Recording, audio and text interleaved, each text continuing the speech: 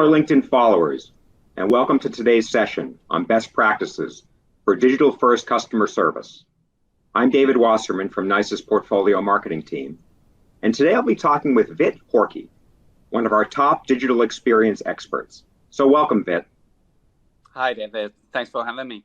My pleasure. Vit, as you know, as I was preparing for today's session, I spent some time Googling the word digital-first customer experience, and it's really amazing how many different definitions there are. Some would say it's related to the hardware and software for some of these new cloud companies, while others talk about it in the context of these new online business models. Now, I know, as I said at the beginning, you're an expert across all these spaces. So for our viewers today, can you take a few minutes on your take on what exactly is digital-first customer service and what does it mean to you? Sure, David. You know, a growing majority of people no longer prefer to take care of their customer service needs through voice, through customer phone call. They prefer things such as email, live chat, web service, or social media channels. In fact, today there are more than 30 different digital channels that customers use to interact with organizations. The recent crisis of COVID-19 we've been through has accelerated customers' preferences for digital channels as they offer them an ability to interact in an asynchronous manner during this difficult time. In other words, respond to the interaction at a time that was convenient for them. With all the distractions around them, working at home, health concerns, etc., this was exactly what the customers needed. And just some critical stats that supports this massive trend and demand for digital care. 90% of Generation Z, so people under 25 years of age, use digital channels as their channel of choice, with only 10% choosing voice. 84% of millennials use digital channels as their channel of choice, with only 16% preferring voice. And 49% of Gen X prefer digital channels as their channel of choice. Even baby boomers became digital experts during this crisis, as they were unable to use their preferred voice channel during this difficult time. I expect that this trend to continue to accelerate as the traditional brick and mortar way of doing business becomes a relic of the past, as organizations look to differentiate through providing exceptional customer service through meeting customers on their terms, which is clearly digital channels. I see. You know, Vit, your comments about, I'll use my own words, this explosion in the use of digital channels that was really driven by the COVID crisis. I think it's so important for organizations to understand. You know, for me, myself, my parents are baby boomers, my kids are millennials. And when I look at how their behavior has been changed, again, even my parents used to go into a physical store or call on a voice call for customer service. That's no longer the case. Now they're using text messaging. They're even using social media. Things have really changed overnight for every generation. Just real quick, though, for our audience, you know, we're interested in your take on digital customer service and your use of it in your contact center. So today we have a quick poll. You can access it through the post above on our LinkedIn Live session today. We'd love to hear your comments, and we'll share those with you as we put them together. So back to what we're talking about, Vit, this issue of digital customer service, we'd love to hear more from you about really the things you're seeing as it relates to best practices that organizations are undertaking and the risks to those organizations that choose not to head this direction. We'd love to hear what you think about that today. Sure.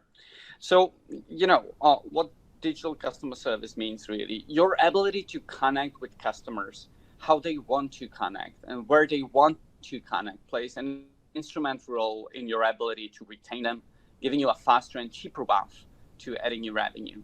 Companies with extremely strong omnichannel customer engagement retain an average 89% of their customers, compared to just 1/3 for companies with weak omnichannel customer engagement.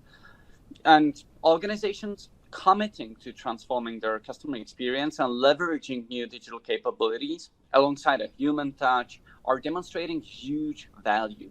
A staggering 91% can evidence increased customer loyalty while only 84% report increased company profit and revenue. 84% of customers report increased company profit and revenue, and that's amazing.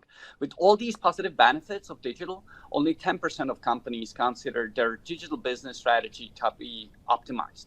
But we know that the last 90 days has caused businesses to focus 100% of their efforts on digital. So clearly the race is on as businesses adjust to the new normal we're living in. For those that don't adjust to this new reality, I would see them having tremendous difficulty surviving in this competitive economic environment we're now in. An interactive survey we took last month of organizations show that 88% of them were interacting with customers through digital channels in the last 90 days. So clearly, the transformation is occurring right before our eyes. And I believe how organizations will deliver customer service will look very different in 12 months from now. Wow. Risk of businesses not moving to digital is poor CSAT results, which will cause significant impact to business results. On the employee side of things, businesses don't keep up with the trends will find themselves with dissatisfied employees and the associated turnover that goes with that. Yeah. So I think, as you said, Vit, clearly the race is on. Things are changing faster in this world than they probably ever have. I want to go back to something you mentioned about the number of channels and about organizations focused on, I think you said 30 digital channels. It sounds super difficult for both agents and customers. I think back to the days where contact centers just had voice. And I think for both a customer and an agent, you got transferred once or twice. It was frustrating. Now you're talking about 30 digital channels. What are some of the best practices on how organizations should think about really managing all these channels so that both customers and agents have great experiences with each other? In theory, it's simple. Customers want the fastest resolution possible, and they don't want it to be difficult for them. And agents are also looking for, to deliver the fastest resolution. That's simple, right? Regardless of which channel your customer initiates the contact with your organization, moving easily from channel to channel will reduce customer effort, drive significant efficiency in your contact center, lead to stronger agent performance, and most importantly, higher customer satisfaction. Brands stress and frustrate customers in so many ways, and we all know it, right? From our own stories that we sometimes share with our friends. One of the biggest complaints comes from customers who are forced to channel hop or re-enter their information. You know it as well, right? That's why nearly 50% of customers say they will stop doing business with a brand that frustrates them. Meanwhile, only 32% of those customers will contact the company to complain before taking their business elsewhere. Organizations need to look for a few key things as they move to digital. First, a platform that enables customers to seamlessly move from channel to channel, just like they did in the voice world, except that the same agent remains with them throughout the entire interaction, regardless of channel or minimal interaction passed from one agent to the next. The goal is not to have the customer repeat any information to another agent, and the customer's issue is resolved in a timely manner. So that was one. Second, from an agent perspective, they should have a single user interface, which allows them to manage all their interactions across all channels simply. The UI needs to be smart, since all of these interactions are asynchronous.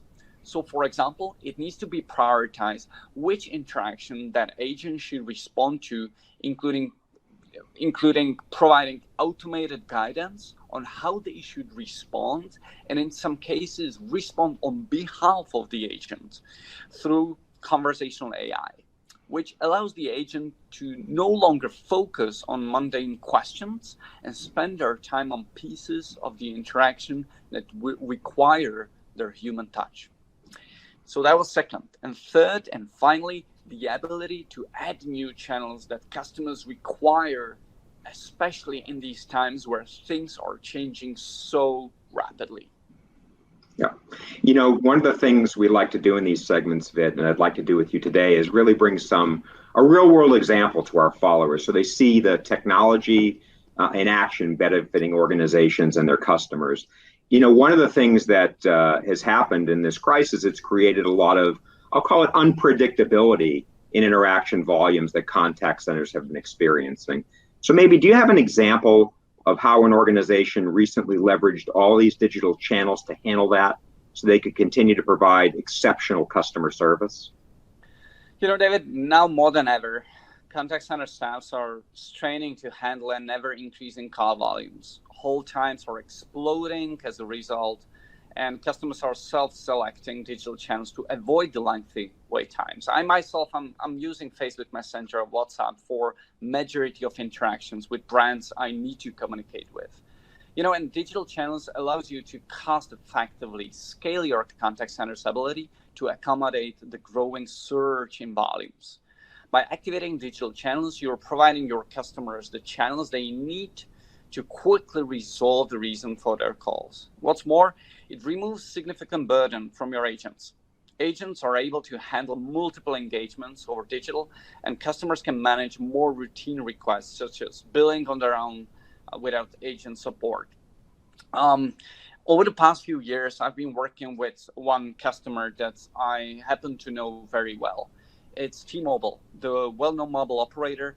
We've been working with T-Mobile back in Europe, where I'm based. And T-Mobile has seen a rapid increase of volumes coming from social media channels in particular over the past 5 years. And they were struggling with their strategy. Should their normal contact center agents be responding to their customers over Facebook Messenger, Facebook, Twitter, and others, or should they create a dedicated team of specialists? And they have decided to do so. They have decided to create a small team of specialists that were particularly focused on the increasing volumes of social media customer service related conversations. But the problem was obvious.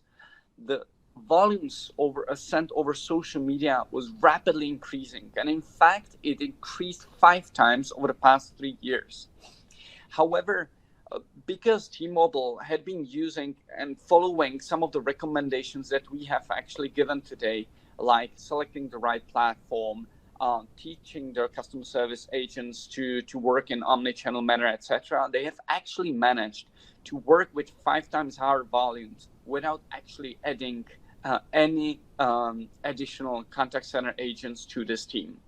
So handling much higher volumes with the same number of agents is possible with the right combination and with the right use of technology and with the right use of the potential of the people that you're having in your call center.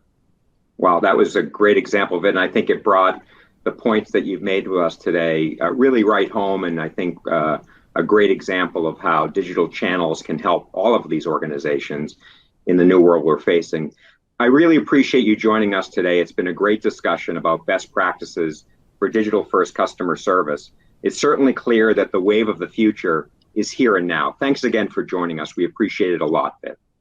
Thank you for having me, David.